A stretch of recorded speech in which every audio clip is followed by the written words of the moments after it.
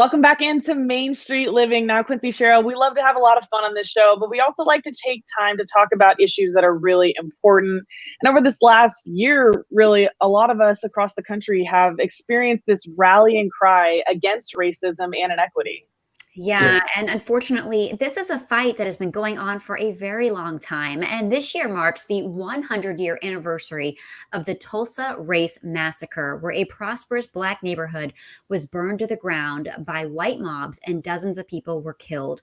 Now, the date is being commemorated with public events and efforts to raise awareness. Tiffani Bruton with Cox in Tulsa is here with more about the community's efforts. Thank you so much for joining us today on Main Street Living. Thank you. It's my pleasure to be here. It's good to see you both. You as well. And I'm sad to say this, but a lot of people are not aware of what happened. So give us a quick reminder of the events that occurred in the Tulsa Race Massacre back in 1921. Cheryl, you're not alone. It's gone as a secret for a very long time.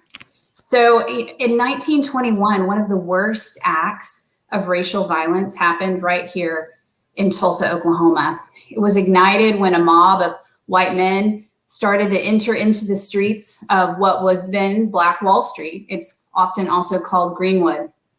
They were doing so in response to a newspaper article they had seen earlier that day in the Tulsa Tribune. And the headline read, "Nab the Negro Man."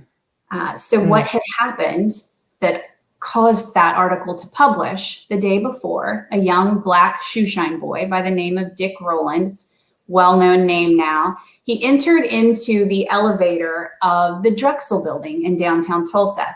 He commonly did this. He was a shoeshine boy. He would go in to use the restroom. Sarah Page was a young elevator operator who was working in the elevator that day.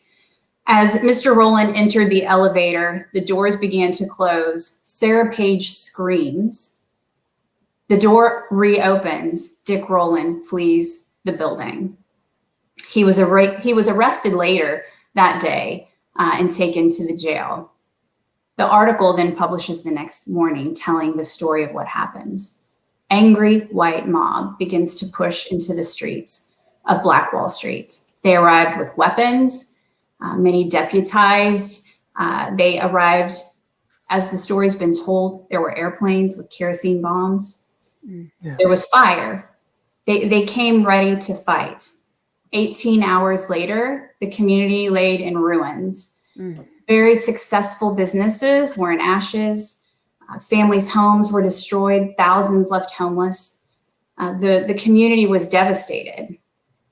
Most, though, devastating was the fact that there were hundreds of lives lost in this event.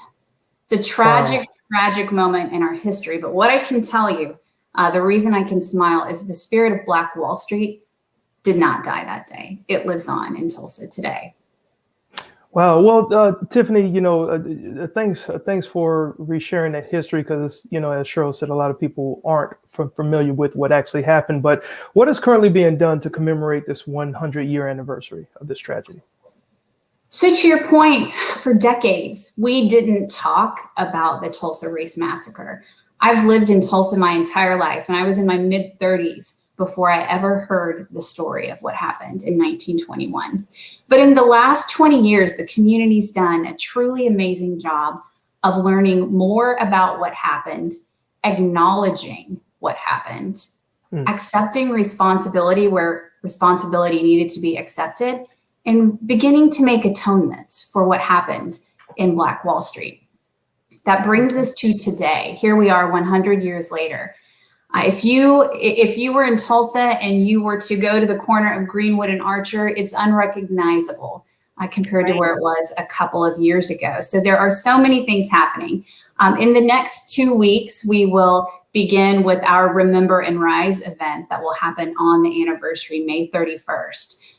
We have national speakers, Stacey Abram coming in. We also have John Legend coming in to perform as part of that Rise and Remember. So we really just want to honor the lives of those that were lost and celebrate the success that was Black Wall Street. You guys are doing so much, and I want to make sure we get to this before we run out of time. Cox has sponsored the creation of the extended reality app called Greenwood Rising. Quickly, tell us what the app does and why Cox decided to be a part of it.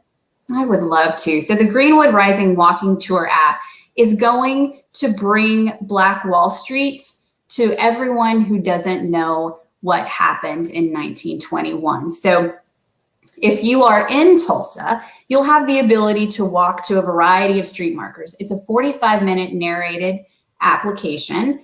You can take your phone and you can go to each one of the walking tour markers, which is in front of an important business or establishment that existed before the race riot.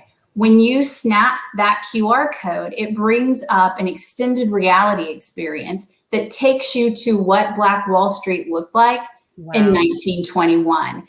Current surroundings, you can see Black Wall Street today, you can see what Black Wall Street was in 1921. If you're not in Tulsa and you can't make it here, then you'll be able to visit a website where you'll see the 10 markers. You can go through the 45-minute narrative and then snap the screen to have the extended reality experience pop up on your phone. You won't have that in person.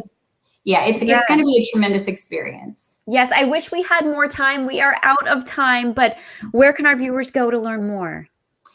The best place to learn more is tulsa2021.org.